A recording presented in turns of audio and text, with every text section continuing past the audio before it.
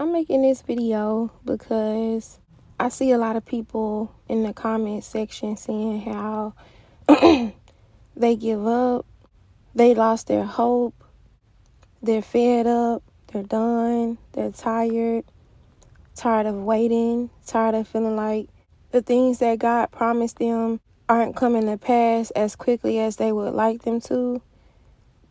They feel like it's no reason why it should be taking as long as it is to happen. They don't understand. They're frustrated. I made a community post, I believe, yesterday saying it's okay to feel sad and disappointed during the wait as long as you don't allow it to cause you to lose your hope, lose your expectation. And I just kind of wanted to expand on that a little bit because I'm right there with y'all. I know a lot of people may think like I get on here with this real cute voice and they mistake my spiritual gifts of long suffering for ignorance. They think it's sweet. Everything ain't sweet. Now, don't get me wrong. For the most part, I'm a happy person. I have lots of joy. I'm at peace. I laugh. I joke. I play. But in the back of my mind, I'm tired of waiting. Because no matter how happy you get, no matter how at peace you feel, no matter how much joy you have, when you truly not only desire something, but need it, that desperation is going to pull on your heart. It's going to pull on your spirit. It may be more easier to ignore sometimes more than other times, but it's always there. There's always a taste. And because of that, for a while, when I would not be able to remain in a place where I'm just like, oh, it hasn't happened, and that's okay, that's fine. God, just whenever you want to do it, that's wonderful. I thought that I was being sinful. I thought that I was being disobedient. I thought that I was not truly trusting God. I thought that I was truly not resting in God. In the same sense, whether we are sick or not, we still need rest. And when we are sick, we happen to need just that much more rest.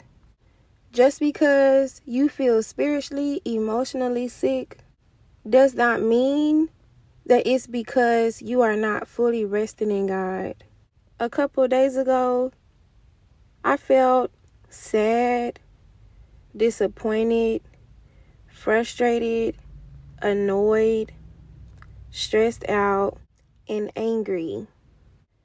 Usually, I would try to force myself to not feel those ways, or usually I would not grant myself permission to feel how I felt, and I would force myself to read the Bible, force myself to listen to worship music, force myself to pray and give thanks to God. All of that is things that we need to do when we are upset, when we are disappointed, when we are discouraged. But it was a red cardinal. But usually I would not allow myself to feel however it is that I felt because I felt like that was going against God. But in all actuality, that's not fair to yourself to not allow yourself to feel, to not allow yourself to sit in those emotions.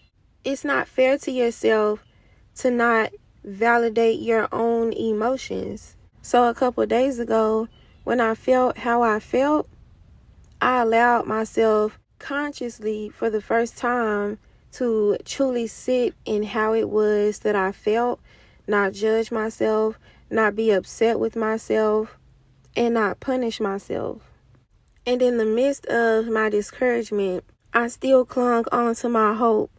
I still clung on to my expectation because I'm wise enough to know that just because I feel how I'm feeling, that does not mean that God is not going to do what He said He's going to do. Just because I don't understand why it hasn't happened yet does not mean that it's not going to happen. Just because I'm drained from holding on to my peace, holding on to my joy, waking up every day and deciding that joy, strength, and peace will be my portion and standing on that, doesn't mean that I'm excited and in expectation for no reason. That does not mean that God isn't going to come through for me. Committing to being upset, discouragement, committing to anxiety, committing to depression, committing to upset is draining, very draining. But sometimes committing to hope, committing to expectation is just as draining, if not more. Constantly warring against yourself, saying, despite what my situation looks like, despite how my situation makes me feel, despite the push and the pull that I feel in this current place, I'm still going to hope. I'm still going to find my joy. I'm still going to find my strength. I'm still going to find a way to smile. Can be very draining, can be very tiresome. Because a person who is truly frustrated with timing, a person who is truly tired of waiting, is not a person who is waiting on a desire, waiting on something materialistic, but someone who is waiting on something, and that something is do or die. It's make or break. It's essential. And because it's essential, there's desperation surrounding that need. And constantly rocking on an emotional boat, constantly trying your best to steer, keep your best foot forward while still being tossed to and fro emotionally is tiresome in itself. If I'm being honest, I still feel a little discouraged. I still feel uncomfortable. I still feel annoyed. I still feel agitated. And it has nothing to do with lack of trust in God. It has nothing to do with lack of faith in God. It has everything to do with I am tired of this current situation. Yes, I'm still praying, but I'm tired. Yes, I'm still praising, but I'm tired. Yes, I'm still smiling. Yes, I'm still laughing. Yes, I still feel a sense of peace, a sense of joy, but that does not mean that I am not tired. But at this point, what else can you do? You can give up on God, and then what are you going to pick up instead? You could lose hope in God. What are you going to hope in instead? You could say, God, I'm done with your plans. I'm done with purpose. But what are you going to do instead? You could say, God, you can keep your blessings. But what are you going to get instead? If you're watching this video and you feel disappointed, you feel annoyed, frustrated, agitated, I want you to know that you are not alone. You are not wrong. You should not feel ashamed. You are not letting God down. You are not upsetting him. He understands how bad you want and need the things that you're waiting on. He understands why you will want to have it quicker than he's willing to release it. He understands why you would feel disappointed towards his timing, towards his way. That's why he said in the word, my ways are not your ways, and my thoughts are not your thoughts. He knows our thoughts. He knows our hearts. And he understands that we don't know his thoughts, and we don't truly know his heart.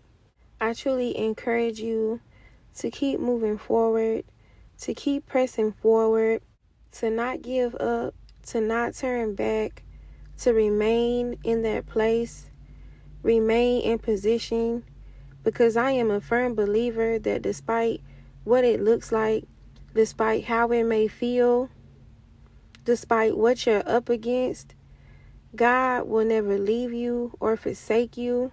No matter how out of control you feel, no matter how out of touch you feel, no matter how confused you are, I'm a firm believer that God sits high and looks low, and He knows all things, and His hand is in all things. You shall make it to the other side because His promises still stand. He's going to do exactly what He said that He's going to do. And when He does those things, you will never be disappointed again. You will never experience lack again.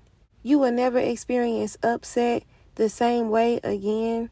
You will never experience frustration, annoyance, agitation in the same way again.